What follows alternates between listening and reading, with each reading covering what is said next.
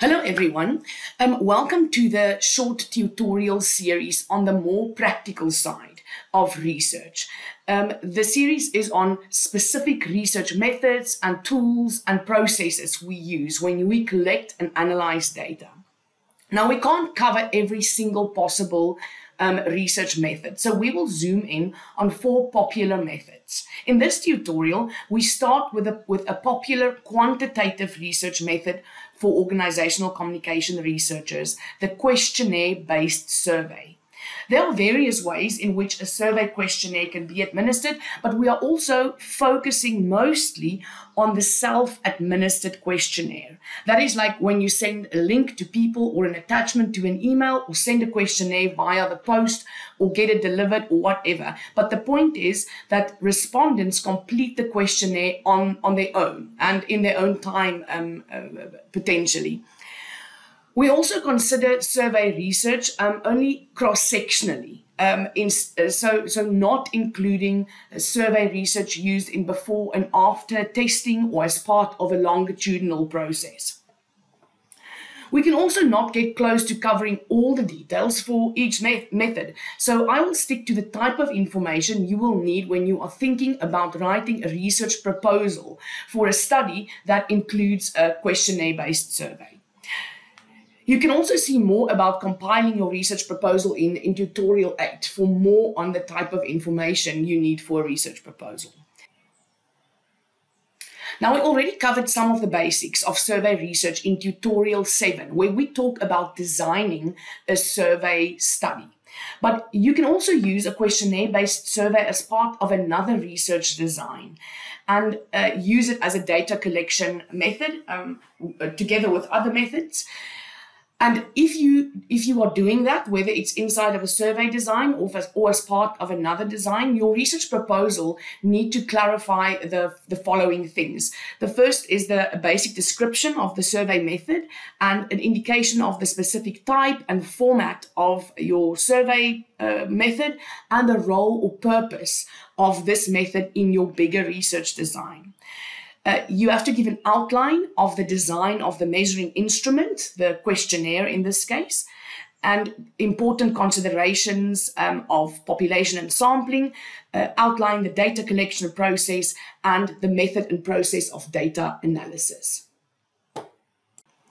Some basic things to know about survey research are that survey research is a research method that allows us to collect data by asking our respondents questions or asking for their responses. In organizational communication, we often use quantitative methods of asking questions when we want to describe a communications phenomenon quantitatively. For instance, describing people's opinions, perceptions, and experiences in a quantitative way. In other words, by describing incidents, like how many people feel this way, or frequency, how often something happens, and so on. We can also describe quantitatively by comparing different groups within the population, like men versus women, or describing and finding correlations or relationships between different variables. For instance, if your study has a variable experiencing racism as one variable and job satisfaction as another variable, then finding correlation between these two variables can help you describe your phenomenon quantitatively. Survey research, therefore, yields what we call self-reported data from respondents. So the people we are involving in the research are self-reporting on the things they are asked about. This is an important consideration to note, because if you want people's opinions, experiences, and perceptions, you can actually only know those things by asking them about it, like asking them directly about it. However, if you need information on people's behaviors, attitudes, lifestyles, and so on, what you know about their behavior is limited when you only ask them about it, because people's perceptions of their own behavior could be disconnected from how they are actually behaving or how other people are experiencing their behavior. The same for attitudes and lifestyles. So in some instances, self-reported data is limiting, while in other instances, it is ideal. So that is an important consideration for you when you are choosing survey research as one of your methods. Now, self-administered questionnaire surveys are great because you can get a lot of data in a short space of time and usually relatively cheaply, especially now with the internet being given to so many people on Earth. It's so freely available that it makes the opportunities we have for survey research even better and even cheaper. Survey research is also good for anonymity. You can complete a survey questionnaire without your name or your face being easily associated with your answers. This makes self-administered questionnaires very suitable for research on sensitive topics specifically. Respondents are generally also more open about sensitive stuff when they feel they can be faceless or nameless in the process. Questionnaire surveys can also be done in relatively realistic ways for postgraduate research. People don't have to go to a specific place at a specific time. They can be where they are and still participate in the research if they want to. On the negative side, you get this lot of information, this volume of data, but sometimes survey data lacks in depth.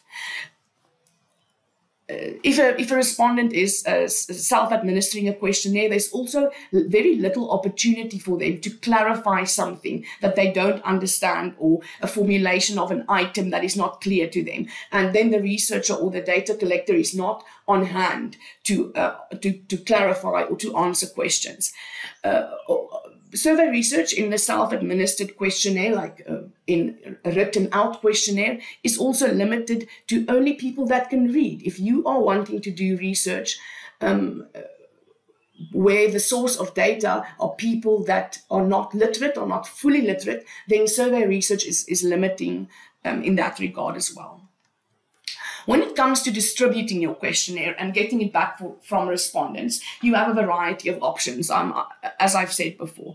Some of the older and maybe more outdated methods include delivering paper questionnaires to people's houses or offices, or mailing paper questionnaires to sampled respondents via the post office or other mailing services. In some instances, these methods can still work, and they might be ideal for your study context. Like going from door to door can increase the response rate, for instance, because people are confronted and reminded in person to complete the questionnaire. Sending out snail mail questionnaires are cheap, and you might be able to reach people without easy access to technology this way. If you use mailed questionnaires, you need to think about including an envelope with a return address so that respondents can easily mail back their completed questionnaires. I would say the most frequently used way for postgraduate research is to design a questionnaire online with Google Sheets or SurveyMonkey or Question Pro, or there's so many software programs available, and combine that with email distribution. So sending out your cover letters and your requests for participation via an email with a link to the actual questionnaire that is then completed online. In your research proposal, you need to discuss the format of your questionnaire and the platforms you plan to use for distribution. This tutorial is mostly about self-administered questionnaires, but remember that your specific type of survey can differ from that, and you must briefly motivate your choice and the type and choice and format. Now, when we get to the measuring instrument of a survey is the questionnaire itself. That's the measuring instrument.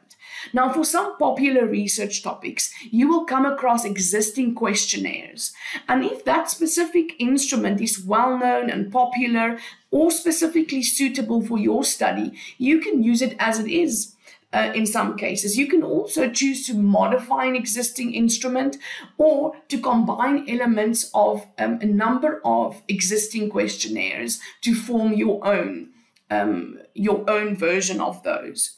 But in many cases, a researcher would opt to design their own questionnaire so that it fits their specific purposes perfectly.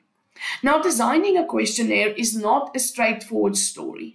It's not about like the formatting and the technical stuff only. Now, it's about that too, but the starting point is the conceptualization of the questionnaire.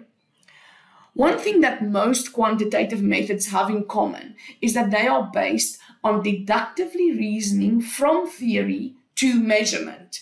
So if you are using survey as a method, your literature review should reveal and detail all the main theoretical concepts and constructs that should be measured via the survey data. For the literature and theoretical sections of the research proposal, you'll not be able to describe your theoretical framework in full. But you have to reveal your key terms and shortly outline your theoretical approach or your framing theory or theories and identify the relevant dimensions, principles, assumptions, aspects, attributes, or whatever of your framing theories, as those dimensions will inform the conceptualization of your measuring instrument. Your proposal must also show that you understand how the literature or theory leads you to the measuring instrument. I will talk us through one example of getting through theory to questionnaire items. Now, you don't have to go into this level of detail for your proposal, but if you grasp the process, it will be a lot easier to write the literature and theory parts for your proposal. Let's use this example. Imagine your study is about stakeholder relationships between a large corporation and outsourced staff that works at this corporation, but not directly for them. They are outsourced. From literature, you know, for instance, that control mutuality is a core dimension of stakeholder relationships. And from stakeholder relationships, you get this definition for control mutuality. Control mutuality is the power balance and the level of agreement about the power arrangement in the relationship. Now, control mutuality is called a construct because it consists of a number of concepts. In this case, a balanced power arrangement and agreement on the power arrangement. So for us to understand control mutuality, we need to understand the concepts that it is made up of. For instance, you read more literature and land on this. A balanced power arrangement is one partner has more or less power. Power differential should not be too big. Both parties must have at least some say and control over the other. And specifically about agreement is that the relational parties must agree. They must see eye to eye on this specific power arrangement between them. Now we get various types of items and you must choose an appropriate question form or item form for your questionnaire. If your research topic is known for specific types of items or your key constructs or concepts already point you in a direction of specific types of items, you can briefly refer to it in your research proposal. We often use Likert scale items that are kind of grouped together in a matrix format to measure a construct that has more than one concept attached to it, like the example on the screen.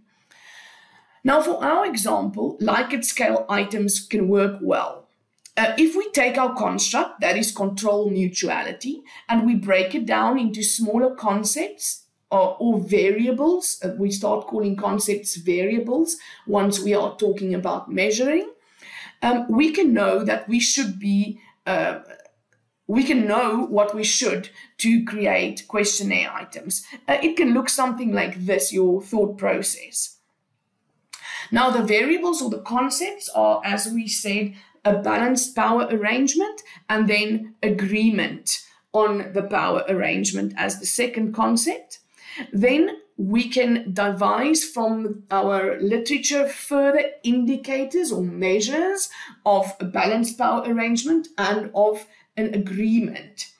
And those are summarized like this. Let's say it is one party with more or less power is one indicator, the power difference between the parties, and some sense of control. That we say that both parties must feel some sense of control, so the sense of control can also be a measure in this case. And then when it comes to agreement, the measure is whether there's agreement or not between the parties. So then when you consider those variables and then the more finer details of the measures or the indicators, your questionnaire items can be designed to respond to those. Now, for instance, you can think of it like this. This is just an example, but to measure this indicator, to get to this indicator of one party with more or less power, your Likert scale items could be Organization X, this is now the big corporation, holds the most power in the relationship. I feel that I have the same say in the relationship than Organization X. In dealing with outsourced staff, Organization X has a tendency to throw their weight around. And in the last place, I am in control when it comes to my relationship with Organization X.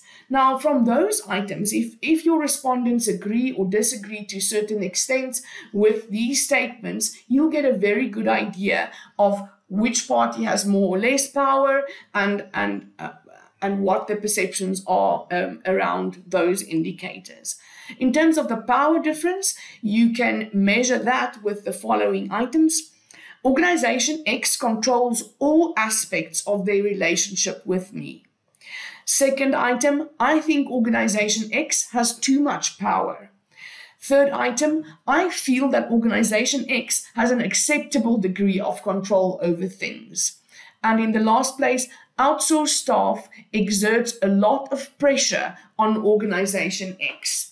So all those items point to the power difference between the parties, and the responses to those items, how people agree or disagree, will give you the indicator power difference from your respondents.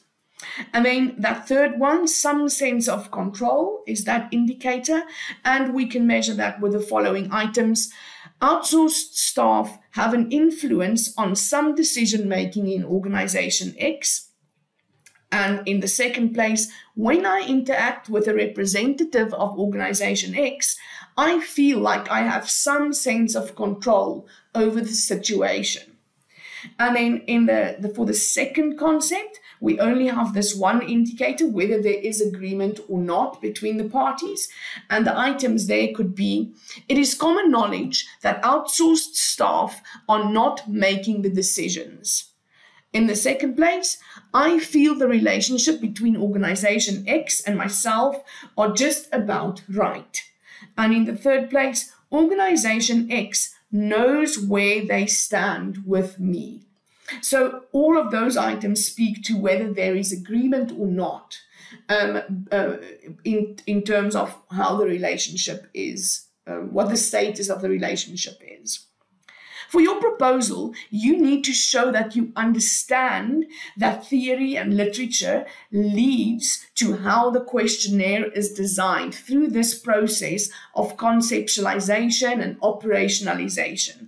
You could briefly indicate which type of items could be suitable for your specific study too.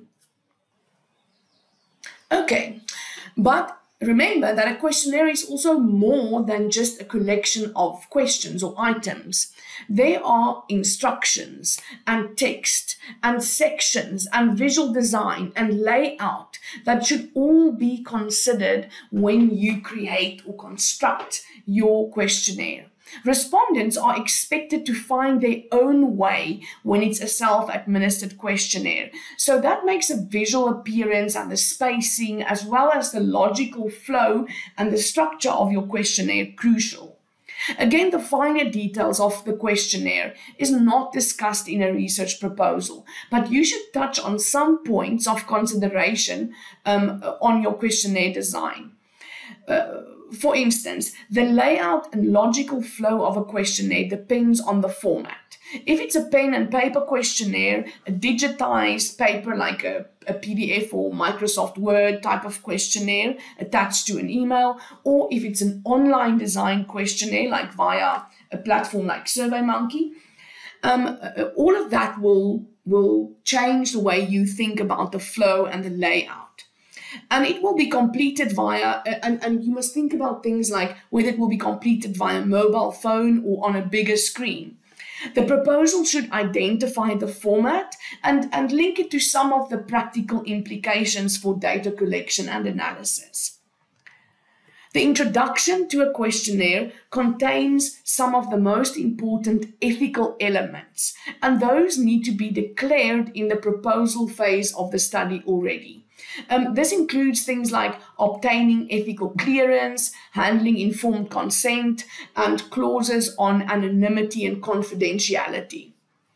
For quantitative research, the reliability and the validity of the measuring instrument is a key part of proving the quality of your proposed research, and you should state your plans for ensuring a reliable and valid measuring instrument.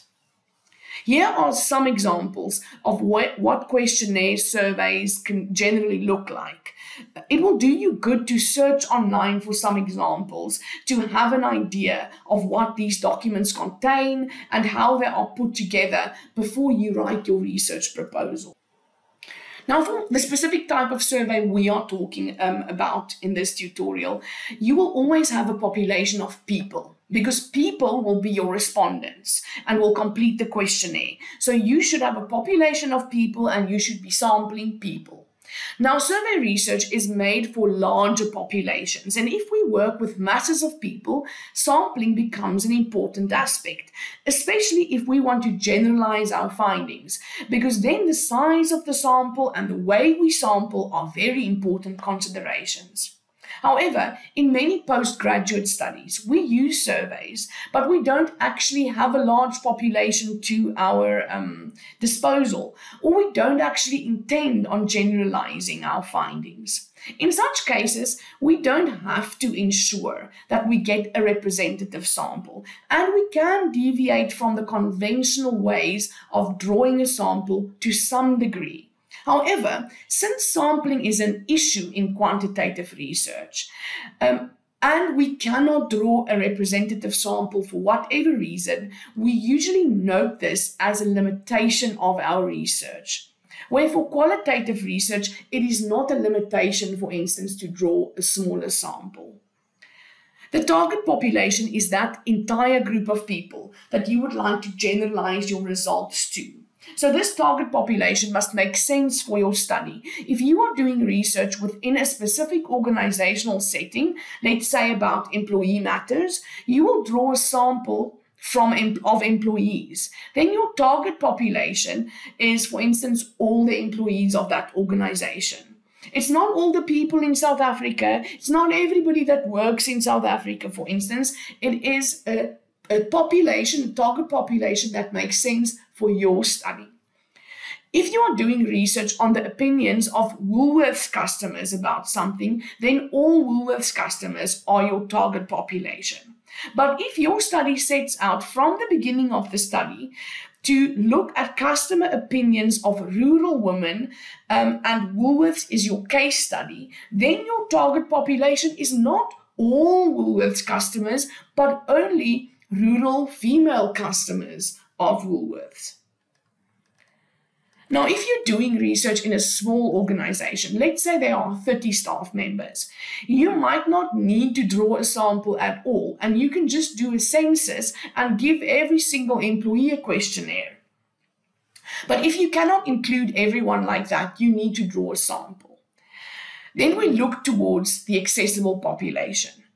That is the part of the population that you have access to in terms of time or cost or permission or whatever.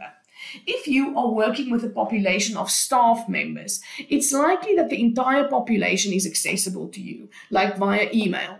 But it could be that there are various offices and that you only have permission to cover one office. Then the staff of that office is your accessible population. When it comes to populations of consumers or youth, or like a more general or bigger or more spread out population, accessibility is likely to depend on time and money. And you might need to see the youths of your community or the customers in your neighborhood as the accessible population. You also need to describe the characteristics of your study population, but you only need to describe them in terms that are relevant for your study. If it does not matter for your research whether the population are men or women or how old they are, you don't describe them like that.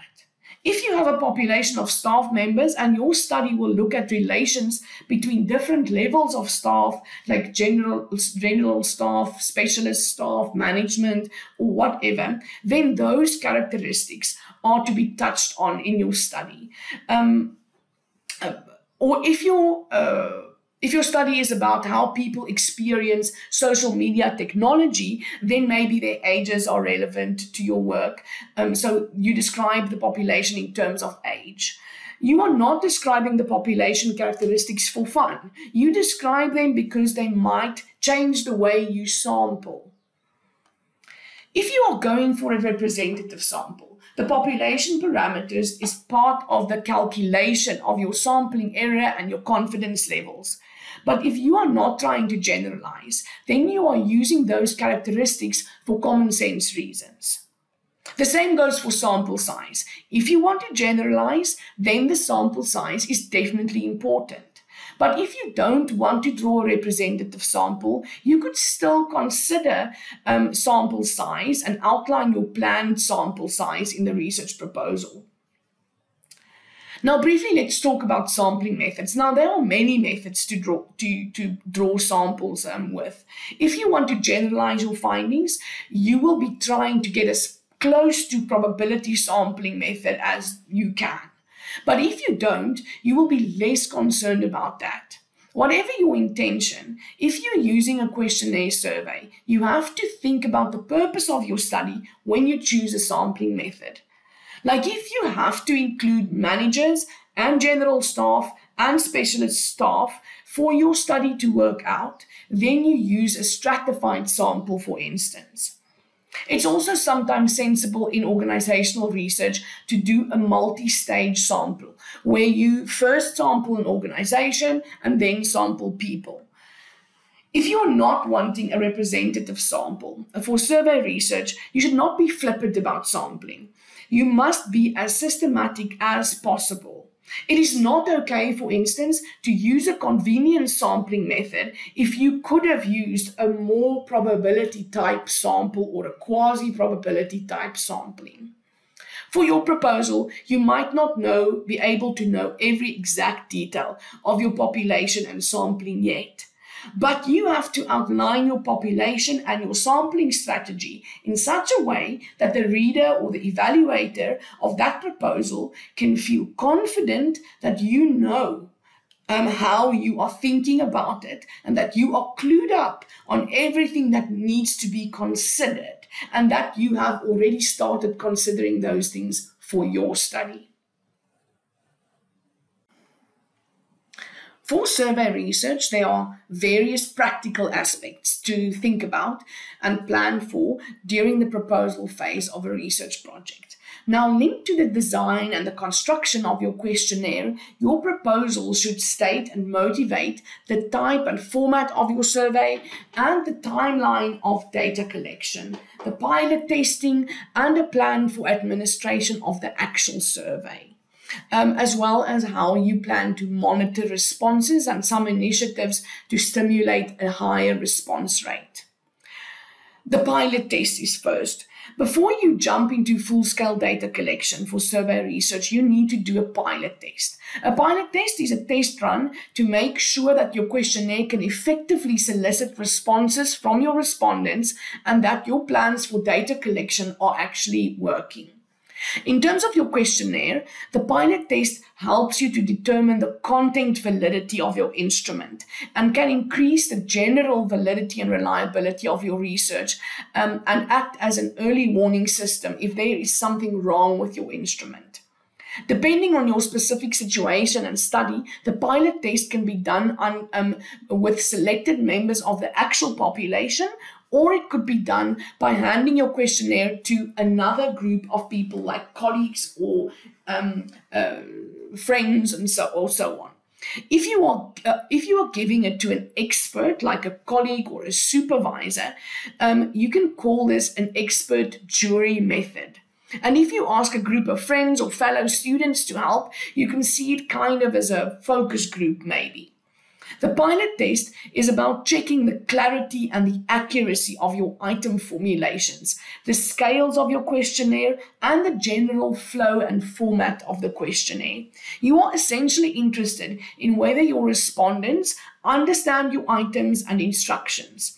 This group will complete the questionnaire and ideally also provide feedback to you and raise their questions and concerns about the questionnaire. For your proposal, you need to describe the process and the decisions to motivate your choice, as well as indicate how the feedback and the comments from your pilot group will be incorporated in the final design.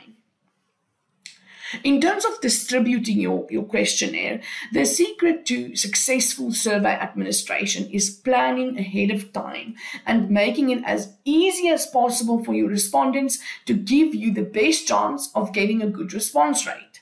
For the proposal things, you consider things like the steps taken to make it as easy as possible for your respondents. You can do this by ensuring that respondents have everything they need, that the questionnaire and the instructions are super clear, that the timing and the platform is convenient, and that they have everything they need to complete and return the questionnaire to you. You must also consider the timeline for data collection. Think about the time of year, the convenience of a certain date range for your respondents, the date limitations linked maybe to permissions from the organization, and the deadlines for your study. And in a general sense, Creswell proposes 4 steps in sending out and getting back questionnaires. That is, first email and advance notice. Then a second email with the questionnaire 1 week after the advance notice. Then a third email to follow up and remind your respondents like 4 to 8 days after sending them the questionnaire. And then a fourth email that is personalized and nice to those respondents that have not responded in the 3 weeks up until then. On the side of the researcher, it's important to actively record and monitor your returns and the problems and the feedback from respondents. You cannot sit back and just wait and expect good returns. You need to keep up to date with the number of responses, the number of non-responses, incomplete questionnaires, feedback received from respondents, and so on, so that you can react to those if you need to. You need to gently motivate and remind respondents to return their completed questionnaires to you. It's also very helpful if you start preparing your data as soon as it comes in. In your research report, you must report on your actions and how the data collection process panned out. But in your proposal, you must just show how you are thinking and planning for these processes. Now we get to data analysis and interpretation. And the data that is yielded by survey research would be numerical. And those numbers are meaningless unless we create summaries and make calculations to determine patterns and the meaning of that lies beneath them. In order to make sense of your numerical data, you need to do statistical analysis. But first, because you are working with large collection of data, it's important to organize and prepare your data before you start analyzing it. In your methodology chapter, you will need to detail the data preparation in much more detail. But for the proposal, you should briefly address the 3 tasks of preparing survey data, and that is coding, entering, and cleaning. Coding is when you assign certain numeric values to responses to questionnaire items based on a certain set of rules. You don't have to do the coding in your proposal, but mention how and when the coding will be done. If you are using a paper-based questionnaire or a simpler document like a digital attachment, you should consider including the coding, numerals, and numbering in the questionnaire itself for your own benefit later when the data must be captured. For online questionnaires, this is not necessary as the survey software does that job for you. In your proposal, you should indicate how the raw data is transformed into electronic format. When we use spreadsheets like Microsoft Excel or statistical software programs like SPSS, you are going to use for analysis to enter the survey data where each column represents an item and each row a respondent. Something like this could be an example. If you are making use of survey software, you will probably not need to enter your data, as the software will also do this for you. Something like this. After data capturing, the data set must be checked for errors. If you coded and captured by hand, you could be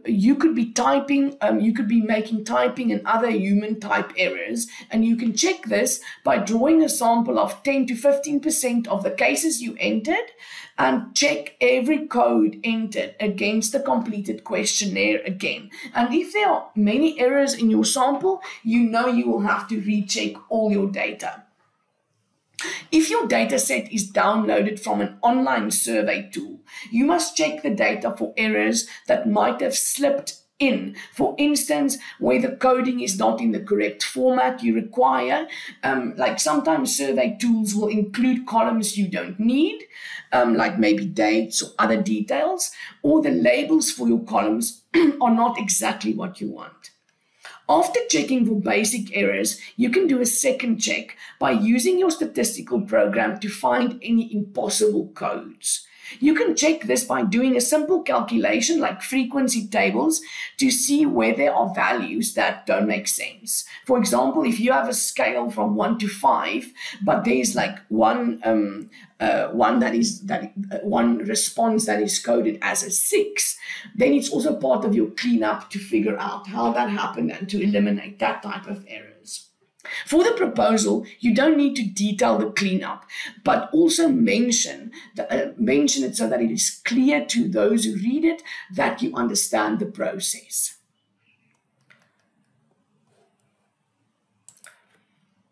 For the analysis of survey data, communication scholars usually include both descriptive and inferential statistics, but it's not always crucial to differentiate between them, as there are overlaps between them, and some calculations can be either descriptive or inferential depending on what that calculation is used for. We also use statistical calculations to determine aspects of validity and reliability in quantitative research. Now, in short, descriptive analysis is done to enable you, as implied in the term, to describe your data. Descriptive analysis gets you to a point where your data is summarized to show specific aspects of the information you obtained. Inferential statistics build on descriptive statistics. It is taking the descriptives and it's then about making further inferences based on the descriptive data. In a general sense, inferential stats is used to draw conclusions about your target population, but it's not often used in our context. But it's most often used in our context to delve further into relationships between variables and compare mean scores and test research hypotheses. You will not have a complete plan for statistical analysis at the onset of your study. But based on your research questions and your research design, you might already have some idea of some of the calculations that might be appropriate. If this is the case for you, you can briefly summarize your plan for including these tests in your data analysis when you write the proposal.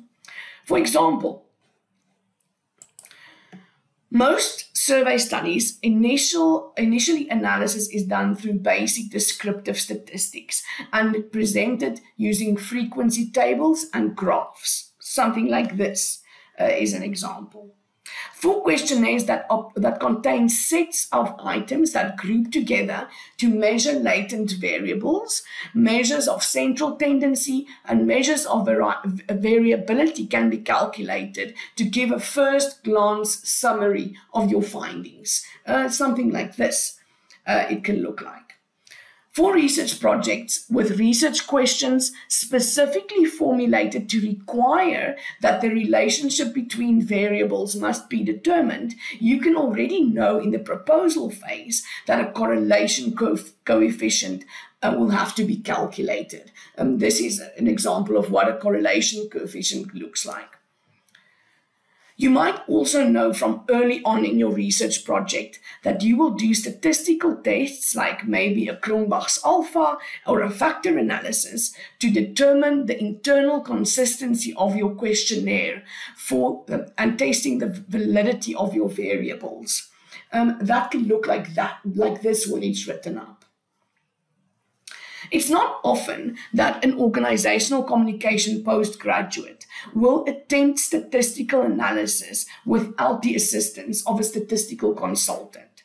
But if you are collecting survey data, your research proposal must display that you have a broad understanding of the power and limitations of the statistical analysis that might be required for your study. All right, now there's so much more to learn and to know about survey research, and we could only touch on some of the things of survey research in this tutorial. But I hope that after watching this, you will be able to describe a self-administered questionnaire as a method when you write your research proposal. Until we talk again, goodbye.